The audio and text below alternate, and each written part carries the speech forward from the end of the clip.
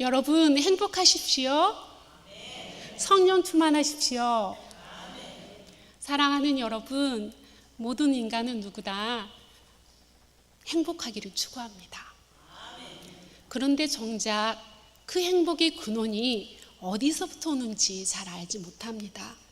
그렇다면 진정한 행복의 근원의 뿌리는 어디서로부터 오는 것일까요? 사람들은 근원의 뿌리를 찾기 위해 무언가에 집중하게 합니다. 사람들은 행복해지기 위한 방법으로 어떤 이는 백화점에 가서 구찌, 디올 같은 명품을 사기도 합니다. 또 어떤 남성들은요, 명품 칼을 사기도 합니다. 그런데 그것을 소유한다고 해서 영원한 행복이 존재할까요? 과연 영원한 행복의 근원은 어디서로부터 오는 것일까요? 진정한 행복은 오직 그리스도로부터 오는 것입니다. 그렇다면 존경하는 성도님께 묻겠습니다. 예수님을 믿으니 행복하십니까? 그렇군요. 이곳에 계신 분들 중에는 행복한 분도 계시지만 말씀 안 하신 분은 행복하지 않는 분도 계실 것입니다. 저는 목사의 자녀로 자랐지만 짧은 인생길을 뒤돌아보니까요, 행복한 일만 있는 것은 아니더라고요. 오히려 불행한 일이 많았습니다. 하지만 행복의 근원의 뿌리이신 예수님을 깊이 있게 알고 난 후에는 사역의 길로 서게 되었습니다. 이거 난강교회로 말이죠. 네, 제가 새가족을 서림교회에서도 했었고 또 여기서도 하고 있는데요, 새가족들 분들 중에는 예수님을 잘 믿으면, 교회 잘 다니면 모든 일이 화장지처럼 잘 풀리고 행복한 삶을 살 거라고 생각한 분들도 꽤 있더라고요. 그래서 조금만 안 좋은 일이 생기면, 고난이 오면 쉽게 하나님을 떠나는 분을 보았습니다. 누구나 행복하길 원하는 이 행복의 근원에 대해 이 시간 하나님의 말씀 시편을 통해 살펴보고자 합니다. 시편 23편의 노래는 1절에 이렇게 되어 있습니다. 여호와는 나의 목자시니. 우리가 익히 알고 있는 구원자 이름은 누구인가요? 예수님이시잖아요. 하나님의 이름은 여호와입니다. 다윗은 이곳에서 하나님이 나의 목자이시다라고 고백하고 있습니다. 이 고백이 굉장히 중요합니다. 양에게 있어서는 누가 중요합니까? 양을 지켜주는 목자가 제일 중요하죠. 어떤 목자를 만나는가에 따라서 우리가 살 수도 있고 죽을 수도 있기 때문입니다. 그렇다면 목자는 어떤 일을 할까요? 양을 위한 완전한 계획을 가지고 있습니다. 쉴만한 물가로 인도하며 양의 생명을 책임지죠. 목자의 눈은 여리고 약한 양을 공격하려는 강한 짐승으로부터 양을 보호하기 위해 살피죠. 사랑하는 성도 여러분, 인생을 살아가면서 그리스도인이 꼭 알아야 하는 중요한 것이 있습니다. 바로 그것은 나의 목자가 누구인가라는 것입니다. 여러분들의 목자는 누구이십니까? 오늘 본문에서 그 답을 제시하고 있습니다. 바로 여호와는 나의 목자라는 것입니다. 이 노래가 중요한 것입니다. 하나님께서는 사랑의 눈으로 나에게 눈을 떼지 않으십니다. 우리를 지키시는 살아계신 하나님, 나라는 존재를 인격적으로 만나주시는 그 하나님이 나의 모든 사정을 아심에도 우리의 말에 공감해 주시는 나의 목자이시다라는 것이죠. 이것을 우리가 잊지 말아야 할 것입니다. 이제 하나님을 향하여 부르는 행복한 노래가 계속해서 이어지고 있습니다. 1절 후반부에 내게 부족함이 없으리로다. 엄청난 고백의 노래입니다. 부족함이 없다, 이것이 행복이라는 것입니다. 어떤 상황에 처해 있든지 주님을 신뢰하며 나의 삶에 대해서 이 노래를 부를 수 있다면 우리의 마음이 천국을 누리게 될 것입니다. 다윗, 그는요, 사망의 골짜기를 다닐 때에도, 삶이 어려운 형편 속에서도 부족함이 없다고 고백하고 있는데요, 이 고백하는 이유가 무엇입니까? 6절에서 그 답을 찾을 수 있습니다. 내 평생의 선하심과 인자하심이 반드시 나를 따르리니 다윗은 어려운 순간에도 함께 하시는, 동행하신 하나님을 깨달았습니다. 여러분, 이 믿음의 눈이 우리에게도 열려야 합니다. 우리는 예수님을 나의 구주로 고백하고 영접한 자들이 이곳에 모였습니다. 그렇죠? 하나님께서는 각자 우리를 귀한 존재로 여기십니다. 그리고 사랑하십니다. 아들이 십자가에 희생하셔서 우리를 구원하십니다. 그러나 구원이라는 경주가 마치지 않았기에 우리 예수님께서 다시 오실 그날까지는, 하나님 나라가 되는 그날이 오기까지는 오늘도 우리 안에는 끊임없이 불행한 일, 고통스러운 일, 고난이 계속 이곳저곳에서 일어납니다. 삶이 힘들어 쓰러져 질 것 같습니까? 그분 예수님께서 나와 함께 계시기에 오뚜기처럼 일어날 수 있는 것입니다. 여러분은 지금 그 행복을 느끼며 살아가고 계십니까? 우리는 엉뚱한 데서 그 행복을 찾지 않아야 합니다. 어떤 사람이나 어떤 환경이 여러분을 행복하게 해주는 것이 아닙니다. 진정한 행복은 우리 안에 오신 누구로? 예수님 그분으로 충분하죠. 자, 미국을 가보신 적이 있습니까? 미국은 참 살기 좋은 나라임을 모두 동의하실 것입니다. 공기도 좋고 또 모든 게 풍족하고 정말 살기 좋은 나라죠. 그런데 그곳에 실제 사는 사람들의 이야기를 들어보면 거기도 정말 힘들고 어려운 일이 많답니다. 한국의 교민, 중국, 일본 사람들이 어울려져 사는 아시아타운이 있습니다. 미국의 국적을 가지고 있는데도 불구하고 그들이 가장 힘든 점은 많이 있지만 그 중에서도 가장 힘든 점이 인종차별을 하기 때문에 항상 불안하다는 것이죠. 각자 자신을 보호하기 위해서 그들은 총을 하나씩 가지고 다닙니다.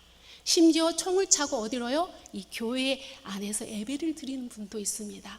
얼마나 무섭겠습니까? 혹시 지금 이곳에 총을 가지고 오신 분 계십니까? 없으시죠? 이렇게 안전한 한국에 살면서도 정작 우리는 미국이란 나라를 더 부러워합니다. 제 주위에 땡사랑이라는 간호사가 있는데 부모가 버려서 보육원에 자랐습니다. 커서 자신의 부모가 누구인가 보고 싶어서 부모님을 찾아갔는데요. 다시는 오지 말라고 했다는 것입니다. 버리는 것도 가슴 아픈데 말이죠. 그녀는 그동안 다니던 병원을 그만뒀고 3달 전에 미국으로 향했습니다. 그런데요, 며칠 전에 저에게 전화가 왔는데 미국이 물가도 너무 비싸고 오갈 데가 없어서 한인교회에 지내고 있다면서 울먹이는 것입니다. 거대한 미국이 겉으로는 보기에는 참 풍족하고 좋은 것 같아도 직접 그곳에서 몇 달만 살다 보면 한국보다 힘들고 어려움이 있다는 것이죠. 저는 충장로에 가면 알라딘이라는 서점에 자주 가는데요. 그곳에서 책을 읽다가 집사님도 만날 때도 있었는데요. 그곳에서 이런 글이 써 있더라고요. 책에. 예수 믿는 사람들이 교회 오기 싫은 달이 몇 월인지 혹시 아십니까? 5월 달입니다. 5월 달. 그 이유는 첫째 주, 어린이 주일은 자식이 없는 사람들에게는 고통스러운 주라는 것입니다. 둘째 주, 어버이 주일은 부모님이 돌아가신 사람들에게는 고통스러운 주일이라는 것입니다. 셋째 주, 스승의 주일에는 스승을 찾아가지 못하는 분들에게는 죄송한 주일이라는 것입니다. 부부를 대상으로 설교를 하는 주일에는 결혼을 하지 않는 사람은 그 주일은 짜증스러운 주일이라고 하는 것입니다. 이분들을 가만히 한 사람 한 사람 깊숙이 들여다보면 그 속에는 말 못할 아픔들이 있다는 것입니다. 그러나 우리에게는 생각의 전환이 필요합니다. 내게 있어서의 고통스러운 것만 주목하니까 그 축복의 달이 고통스럽고 힘든 달이 되는 것이죠. 우리의 삶도 그렇습니다. 하나님께서 나에게 주신 은혜에 감사하면 얼마나 좋겠습니까? 그런데 내게 없는 것, 지금 겪고 있는 어려운 일에만 온통 마음과 생각이 다 거기에 가 있게 됩니다. 여러분, 이제 눈을 들어 행복의 근원 되신 누구께요? 예수 그리스도께 돌아가야 합니다. 하나님의 통로 다윗을 관찰해 보면 어려운 형편 속에 있었습니다. 그런데 처절하게 힘든 그 상황에서 부정적인 단어가 아닌 감동의 언어로 부족함이 없다고 고백하는 이유가 무엇일까요? 다윗은 함께 하시는 하나님을 볼 줄 아는 영성의 사람이었습니다. 그는 사망의 음침한 골짜기를 지나가야 했습니다. 우리 같으면 그 상황에 어떻게 했을까요? 하나님께 하늘에 삿대질을 하면서 하나님이 계시면 말해보라고 이렇게 이야기했을 건데, 영성의 깊이가 있는 다윗은 최악의 조건 속에서 여전히 하나님이 함께 계시다는 것을 깨닫고 그 상황 속에서 부족함이 없다고 고백하고 있는 것입니다. 여러분, 이 믿음의 눈의 뚜껑이 우리에게도 열려야 하는 것입니다. 존경하는 성도 여러분, 우리를 행복하게 하는 근원이신 예수님께서 요한복음 4장 14절에서 우리에게 힘이 되는 말씀을 하고 계십니다. 내가 주는 물을 마시는 자는 영원히 목마르지 아니하리니, 여기에서 내가는 예수님을 지칭하고 계시죠. 내가 주는 물은 그 속에서 영생하도록 솟아나는 샘물이 되리라. 이 말씀이 예수 믿는 사람에게 그대로 다 이루게 돼 있다는 것입니다. 어떤 사람에게요? 예수를 믿는 사람에게는 전제가 깔려 있습니다. 그렇다면 믿음의 사람은 어떻게 구분이 될까요? 외적인 모습으로 판단한 것으로도 알 수 있지만 진정한 믿음의 내면, 그것은 하나님만이 아시는 것이죠. 저희 멘토 중 한 분이신 송재식 목사님 계십니다. 프랑스 파리에서 유학의 시절을 이야기해 주신 적이 있습니다. 학교에서 논문을 연구하다가 집으로 가는 차를 운전하고 있었습니다. 횡단보도 앞에 정지하는 순간 성을 든 괴한들이 송 목사님의 차 유리창을 깨트리고 난사를 하기 시작합니다. 마약을 투약한 괴한들이 자신을 추적하는 줄 알고 총알 15발을 탕탕탕탕탕 이렇게 쏘는 것이었습니다. 실타는 복부를 뚫었고 갈비뼈 사이로 지나갑니다. 온몸이 피투성이가 되어 응급차에 실려갑니다. 일주일간 의식을 잃었던 그 스승님은 의사가 거의 사망할 것이라고, 기적적으로 살아도 불구자가 될 것이라고 진단했습니다. 그런데 신기하게도 다시 일어나 의료진을 놀라게 했죠. 사고 후 1년 만에 송 목사님은 귀국하셔서 저의 스승님으로 오셨습니다. 그런데 그분께서 첫 강단에 서시면서 하시는 말씀이 모든 것이 하나님의 은혜라고 이야기하셨습니다. 그 당시 사실 박사 논문을 쓰면서 많이 교만해졌다고 하시더라고요. 그런 자신을 철저히 하나님은 낮추셨다는 것입니다. 그분은 공부를 하면서 행복의 조건이 지식이라고 생각했대요. 그런데 사고를 통해서 지식이 아니라 행복의 근원이 되신 예수님께 다시 돌아가야 함을 느끼게 된 것입니다. 여러분, 우리는 예배를 드릴 때마다 은혜 받기를 사모하죠. 그래서 이곳에 있지 않습니까? 그런데 예배 드리면서 다 은혜 받으시나요? 예배를 드려도 은혜를 못 받을 때가 있습니다. 왜 이런 일이 생길까요? 우리는 예배 드릴 때마다 은혜 받는 비결이 있어요. 그것은 바로 여러분이 예배를 드리러 갈 때 항상 행복의 근원이 되신 예수님의 이름으로 예배에 임해야 된다는 것입니다. 하나님께서 그렇게 약속하셨습니다. 마태복음 18장 20절에 내 이름으로 두세 사람이 모인 곳에 예수님의 이름으로 모이면 내가 그들과 함께 있느니라고 말씀하십니다. 그런데 안타깝게도 많은 사람들이 예배를 드리러 갈 때 예수님의 이름으로 가면 얼마나 좋겠습니까? 어떤 이는 그날 교회 행사를 보고 교회를 갑니다. 어떤 이는 선물을 준다고 해서 교회 연분도 있습니다. 설교자가 누구인가를 보고 교회 가기도 합니다. 솔직하게 이야기해 봅시다, 여러분. 예수님의 이름 부르며 간절한 마음으로 오셨습니까?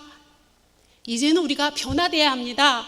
난강교회가 좋더라, 이 교회 가면 잘생긴 장로님이 있다더라, 이 교회 가면 미스코리아 권사님이 상냥하게 대해주신다더라, 그러면 좋겠지만 거기서 머물러서는 안 됩니다. 하나님께서 아끼시는 여러분, 우리의 시선이 위로는 하나님과 수직 관계는 십자가를 응시하면서 예수님을 생각해야 합니다. 날 위해 목숨을 버리신 그 십자가를 바라보면서 나아가야 합니다. 옆으로는 우리 예수님께서 먼저 본이 되셔서 순종하며 이웃에게 사랑을 실천하신 것처럼 우리도 이웃에게 나에게 있는 것을 나눠야 합니다. 이러한 예배의 삶을 살아갈 때 삼위일체 하나님께서 주시는 행복의 은혜가 반드시 있습니다. 성경에는 행복한 자들의 특징이 나와 있습니다. 첫째는 행복의 근원 대신 예수님을 믿고 만나야 합니다. 대표적인 인물로는 요한복음 4장 사마리아 여인을 소개합니다. 그녀는 윤리적으로 부정한 여인이라 불리던 우물가의 사마리아 여인이었습니다. 그녀를 누구도 사람 대접을 해주지 않았습니다. 그런데 말이죠, 예수님께서는 그 여인을 직접 찾아가서 만나주십니다. 그 여인은 그분을 만나고 어떻게 됐습니까? 물동이를 버리고 갈 정도로 기쁘고 막 행복해합니다. 와, 행복해! 이렇게 말이죠. 그리고 사람들에게 그분 예수님을 전합니다. 둘째는 나의 소유를 나눠줘야 합니다. 누가복음에 등장하는 돈밖에 모르던 왕따 당한 자 삭개오입니다. 그는 돌무화과 나무에 올라 예수님을 기다립니다. 예수님을 만나게 되면서 그는 행복한 미소를 짓게 되죠. 그리고 자신의 돈을 가난한 자에게 나눕니다. 지금 시대 같으면 그는 은행에 가서 5만 원짜리 지폐를 가만히 가득 담아가지고 가난한 사람들에게 나눠줬을 것입니다. 도대체 어떻게 그렇게 가능할까요? 그것은 말이죠, 행복의 근원 대신 예수님께로 돌아갔기 때문입니다. 사랑하는 여러분, 예수님과의 관계가 무너지면 어떤 형편에서도 행복하지 않습니다. 그렇다면 우리는 어떻게 해야 할까요? 요한복음 15장 4절에서 하나님께서 그 답을 제시하고 있습니다. 내 안에 거하라. 나도 너희 안에 거하리라. 이것이 하나님의 미션 임무입니다. 내가 그분 안에 거하면 예수님께서 우리 안에 거하신다는 것입니다. 그거 아십니까? 우리 인생은 예수님 밖에 있으면 이렇게 메말라진 포도 가지 있죠? 가지 인생을 살게 합니다. 반대로요, 예수님 안에 있으면 어떻게 될까요? 아주 풍성이 맺히는 탐스러운 포도처럼 드시고 싶죠? 네, 그 다음에 빨리 오세요. 이렇게 주렁주렁한 열매의 삶을 살게 됩니다. 메마른 죽은 가지가 되어 세상에 밟힌 인생을 살 것인가, 하나님의 통로로서 이렇게 열매 맺는 삶을 살 것인가, 여러분의 선택에 달려 있습니다. 이제 어떻게 하는 것이 예수님 안에 거하는 걸까요? 지금처럼 앉아 있으면 됩니다. 그리고 그냥 주님께 나를 온전히 맡겨야 합니다. 나는 지금의 형편과 상황을 이야기합니다. 나의 지금 형편이죠. 나의 영혼을 갉아먹는 쓴뿌리까지 맡겨야 합니다. 나의 치부를 하나님께 드러내야 합니다. 하나님께 드러내지 누구한테 드러냅니까? 이러한 고백 안에 나의 안에 회심이 일어나게 되죠. 내 안에 예수님이 거하심을 느끼게 되고 하나님과 더 깊은 대화로 들어가는 것입니다. 어느 순간 놀랍게도 하나님께서는 우리의 입을 열게 하셔서 기쁜 마음으로 찬양하게 하면서 막 눈물이 흐르는 거죠. 세상의 것으로 채워진 우리의 영이 죽고 새로워지는 것입니다. 저 같은 자도 내 힘으로 설 수 없기에 무릎으로 나아갑니다. 하나님, 나는 그저 주님의 통로일 뿐입니다. 그럴 때 하나님께서 이렇게 강단 위에 서게 하시더라고요. 우리 목사님들도 마찬가지일 거예요. 여러분, 이 자리에 이렇게 서 있는 것이 결코 쉽지 않습니다. 믿어지지 않으면 지금 나와서 여기 한번 서보실래요? 하나님께서는 나는 설 수 없는데 하나님의 도심이 이렇게 설 수 있는 힘을 주시는 겁니다. 얼마나 여기 나오면 떨린지 아십니까? 한번 서보세요. 네, 성도 여러분, 예수님 안에 거한다는 것이란 우리가 어떤 형편에서도 가장 행복한 길로 나가는 길입니다. 정말 그분 안에서 행복하기를 원한다면 예수님 안에 거하기를 원합니다. 모임에서 사람들과 이야기를 하다 보면 다 연약한 분이 있어요. 그걸 발견하게 됩니다. 돈이 많은 사람을 보면 정신적으로 영혼적으로 삶이 공허함을 느끼게 됩니다. 건강하면 돈이 없어 힘들게 사는 분도 있습니다. 돈도 건강도 다 있는 가족들은요, 자녀가 속을 썩히는 분도 보았습니다. 이렇듯 인간의 내면을 자세히 들여다보면 고슴도치처럼 뾰족한 가시 같은 연약한 불편한 부분이 있다는 것이죠. 여러분, 오늘 본문에서 목자이신 하나님께서 다윗은 완전하시기 때문에 내 인생은 부족함이 없습니다 라고 이야기하고 있습니다. 다시 바꿔 말하면 내 인생은 완전하다라는 고백을 하고 있습니다. 여러분, 우리는 어린 양처럼 연약합니다. 그런데 그 연약한 부분이 있더라도 내 삶은 완전하다는 것입니다. 왜일까요? 하나님께서 다 뜻을 가지고 인생을 인도하시기 때문입니다. 이제 목자이신 하나님은 우리 인생을 어떻게 인도하십니까? 2절부터 하나님은 다윗을 통해 말씀하십니다. 그가 나를 푸른 풀밭에 누이시며 실만한 물가로 인도하시는도다. 내 영혼을 소생시키시고 자기 이름을 위해 의의 길로 인도하시는도다. 하나님께서 나의 목자이심으로 하나님께서 나를 푸른 풀밭 실만한 물가로 인도하신다는 것입니다. 지금 내가 있는 이곳이 푸른 풀밭이신 것입니다. 지금 내가 있는 이곳이 실만한 물가인다는 것입니다. 우리가 살아가면서 많은 고난을 겪지요. 그러나 여러분은 너무 좌절하거나 실망하지 마십시오. 희망을 가지십시오. 형들에게 버려주고 애굽에 팔려간 요셉에게는 애굽이 하나님께서 인도하신 곳이었습니다. 그곳이 그에게 인생의 전환점이 되는 실만한 물가로 재탄생이 됩니다. 지금 진흙탕 같은 늪에 빠져 있는 분이 여기에 있는 분이 있을 겁니다. 그곳을 지나야, 그 사람을 지나야, 그 일을 지나야 하나님께서 예비하신 푸른 풀밭과 실만한 물가가 기다리고 있습니다. 그 근거가 무엇입니까? 바로 하나님께서 나의 목자가 되시기 때문입니다. 다윗은 이제 이렇게 노래합니다. 내 영혼을 소생시키시고, 소생시키다라는 것은 살리다라는 뜻입니다. 이것은 다른 우상, 잡신도 못하는 것입니다. 삼위일체 하나님께서만이 하실 수 있습니다. 하나님께서만이 내 영혼을 살릴 수 있다는 것입니다. 죽을 수밖에 없는 어리석은 인생인 우리를 또 살리는 그 은혜로 지금 이 자리에 우리가 있는 것입니다. 자, 이제 이 노래가 따라옵니다. 자기 이름을 위하여 의의 길로 인도하신도다.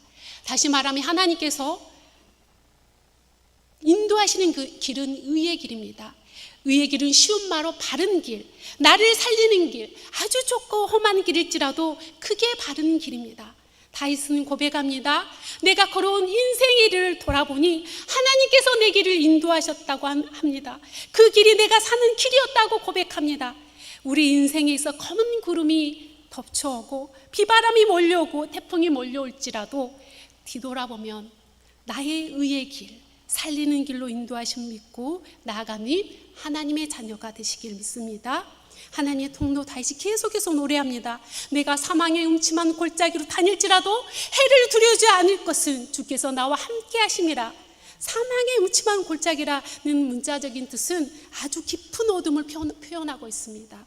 우리가 인생을 살다 보면 아주 컴컴한 터널에 있는 것처럼 그렇게 느낄 때가 있지요. 죽음의 위협을 느끼는 순간 이러다가 죽을 수도 있겠구나 라는 그런 순간입니다. 제가 그런 경험을 한 적이 있어요. 제가 의료 선교를 간 적이 있는데요. 러시아 하바롭스크로 비행기를 타고 간 적이 있습니다. 배는 타면 너무 멀어요. 그곳은 영화 닥터 지바고에 나오는 하얀 눈의 나라처럼 눈으로 덮인 곳입니다. 그곳에서 의료 선교를 마치고 관광 겸 유명한 강에서 사진 촬영을 하는데요. 그곳은 얼음 조각상이 전시되어 있어요. 얼음이 꽁꽁 얼어 있다는 가이드 말을 100% 믿고 저희는 그곳에서 사진 촬영을 하였습니다. 그런데요, 갑자기 빠지직 얼음이 갈라지면서 두 명이 강물에 풍덩 들어가게 됩니다. 얼마나 추운 곳인지 몰라요. 그때요, 제가 드는 생각이 뭔지 아십니까? 주여! 주여! 이렇게 부르짖고 있더라고요. 그리고 한순간에 저도 빠질 수 있어요. 금이 가면서 저도 빠질 수 있는 그 옆에 있었으니까요. 그런데 우리 팀은 정말 하나가 마음이 되어서 기도하는 마음으로 그들을 건져냈습니다. 동상으로 얼어 죽을 수 있는데 마침 지나가는 차가 서주었고 그 차를 타고 호텔로 와서 동료 의사들의 응급처치로 살리게 됩니다. 그런데요, 강물에 빠진 두 분이 지금 어떻게 되었는지 아십니까? 그 두 분이 오지의 나라에서 의료 선교사로 섬기고 있습니다. 죽음의 길에서 그들을 살리신 하나님을 체험하고 난 후에 하나님께서 그들을 더 강하게 믿음으로 붙드사 그들을 열악하고 의료의 손길이 필요한 곳에 보낸 것입니다. 그렇다면 그 현장에서 건져 올린 저는 어떤가요? 바로 이곳에서 복음을 전하고 있습니다. 여러분, 다윗은 죽음의 위협이 늘 가까이에 있었습니다. 우리는 어떤가요? 내가 사랑하는 사람이 아프거나 하고 있는 사업이 좀 어려워지면 얼굴부터 힘들어집니다. 늘 우리 곁에 머물 줄 알았던 분, 전원일기로 친숙한 김수미 배우가 갑자기 세상을 떠났지요. 이렇게 한순간에 사람이 떠나가는 깊은 어둠을 경험하게 됩니다. 우리는 하루를 살더라도 누구를? 예수님 안에 거해야 합니다. 하나님께서 아끼시는 여러분, 내가 힘들고 어려울 때 좋은 사람을 보내주셔서 나를 지켜주십니다. 목자이신 하나님께서 붙들고 있는 그 막대기와 지팡이가 사람일 수도 있습니다. 여러분, 어느 곳에 있는가 보다 중요한 것은 누구와 함께 있는가입니다. 인생도 마찬가지입니다. 상황보다 중요한 것이 하나님이십니다. 6절에 기름을 내 머리에 부으셨으니 내 잔이 넘치나이다. 이렇게 기름을 머리에 부으면 그 기름이 얼굴로 흘러 이렇게 내립니다. 기름은 두 가지 의미가 있습니다. 하나는 축복이고요, 복을 주신 거고, 또 하나는 구별입니다. 기름을 붓는다는 것은 너는 내가 구별했다, 즉 너는 혼자가 아니라는 것입니다. 이렇게 어려운 순간에 하나님께서는 너는 혼자가 아니야, 이런 사인을 주시고, 그리고 너는 내 사람이야 라는 확신을 갖게끔 부어주신다는 것입니다. 여러분, 이 노래가 참 은혜가 되지 않습니까? 하나님은 우리에게 넘치게 채워주십니다. 여러분, 우리는 세상에 태어날 때 빈손으로 왔다는 말을 씁니다. 오늘 본문을 적용하자면 우리는 이 땅에 빈 잔으로 왔습니다. 옷도 걸치지 않는 채 맨몸으로 태어난 것입니다. 그렇다면 지금 누리고 있는 것은 다 누가 채워준 걸까요? 내가 열심히 해서 이뤄냈다고 하신 분도 있겠지만 뒤돌아보면 다 하나님이 하신 것입니다. 하나님이 다 채워주신 것입니다. 6절에 등장하는 여호와의 집은 무엇입니까? 행복의 근원 되신 예수님이 계신 것을 의미합니다. 힘든 순간, 어려운 순간, 부족함이 보이는 순간, 원수의 목전에 있는 순간, 골짜기 사망의 음침한 골짜기를 다니는 순간, 그 순간마다 우리의 근원 되신 누구요? 예수님께 돌아가야 합니다. 혹시 홀로 폭풍 속을 걷고 있는 분 있습니까? 강한 비바람 속에 쓰러질 것 같습니까? 어두컴컴한 불빛조차 없는 곳에 외로이 혼자 버려져 있다고 생각하시는 분 계십니까?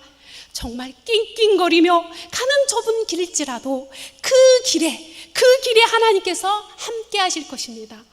사랑하는 성도 여러분, 우리가 어떠한 상황 속에서도 행복의 근원이 되신 예수님을 노래하는 여러분과 제가 되기를 소망합니다. 사랑과 은혜의 하나님, 가을에 따스한 햇살이 우리를 비춥니다. 바람은 나뭇잎을 흔들고 있습니다. 이 시간 하나님의 은혜의 터치가 이곳에 한 분 한 분에게 있기를 소망합니다. 오늘 말씀을 묵상합니다. 행복의 근원 되시는 예수님께 돌아가 그 예수님의 삶을 닮아가도록 성령 하나님께서 우리를 이끌어 주옵소서. 우리를 인격적으로 만나주신 하나님, 세상의 소리에 귀를 기울이기보다 세미한 하나님의 말씀을 가장 먼저 묵상하며 삶의 모든 순간순간마다 하나님께 묻고 나가는 저희들 되도록 되게 하여 주옵소서.